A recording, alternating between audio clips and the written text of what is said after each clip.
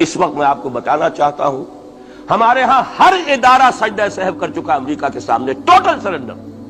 اور یہ بات جو قاضی حسین احمد صاحب کہہ رہے ہیں 100% درست کہہ رہے ہیں، 100% درست کہہ رہے ہیں۔ ٹوٹل سرنڈر، چاہے وہ بے نظیر ہو، چاہے وہ نواز شریف ہو، اور چاہے وہ کوئی اور ادارہ ہو آپ کا جو یہاں پہ قوت کا اصل سرچشمہ ہے اور منبع ہے، سب کے سب 100% جو ہے اس کے سامنے سجدہ کر چکے۔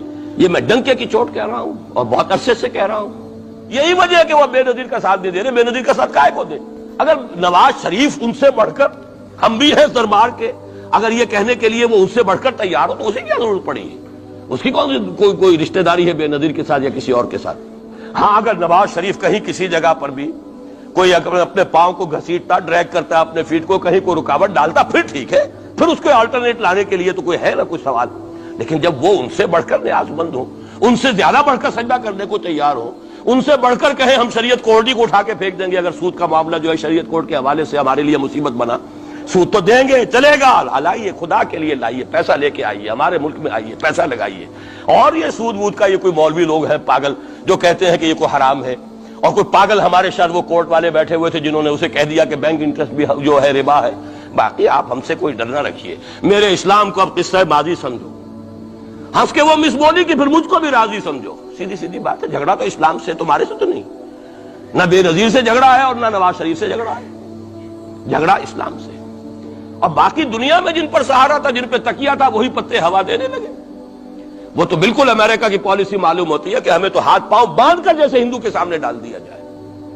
کبھی وہ ٹیررسٹ اسٹیٹ قرار دینے کی دھمکی آ جاتی ہے، فیلرز کی شکل میں آ جاتی ہے۔ یہ فیلرز دیے جاتے ہیں اس لیے تاکہ بات پہنچ جائے۔ اگر صرف بات اس طریقے سے انڈائریکٹلی پہنچنے سے مطلوبہ مقصد حاصل ہو جائے تو خام خواہ براہ راست کہنے کی ضرورت کیا ہے؟ اور ہمارا اب ساتھی ہے کون؟ اللہ پر تو نہ یقین نہ اس سے ہمارا تعلق، جو معاملہ نہ دارت سخن آشنا نہ باشد۔ اللہ سے تعلق کیا ہے ہمارا؟ اللہ سے کون سی دوستی ہے؟ اللہ کیوں ساتھ ہے ہمارا؟ ہم تو مجرم ہیں نمبر 1 اس کے۔ اور نہ معلوم کب سے میں یہاں ان مسجدوں کے اندر بھی اور اپنی تقریروں میں وارن کرتا رہا ہوں کہ کیا وہاں ہو رہا ہے، لیکن ہمارے تو کان پر جوں نہیں ریگتی۔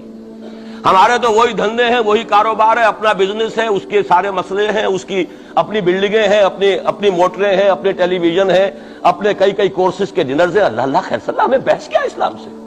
اس حوالے سے بہت برا وقت آ رہا ہے۔ جو ہمارا حال ہے وہ تو ہونا ہی تھا۔ یہ ملک بنا اسلام کے نام پر، اس کا استحکام ہو سکتا تھا تو صرف اسلام کی بنیاد پر ہو سکتا تھا، اسلام سے غداری کی۔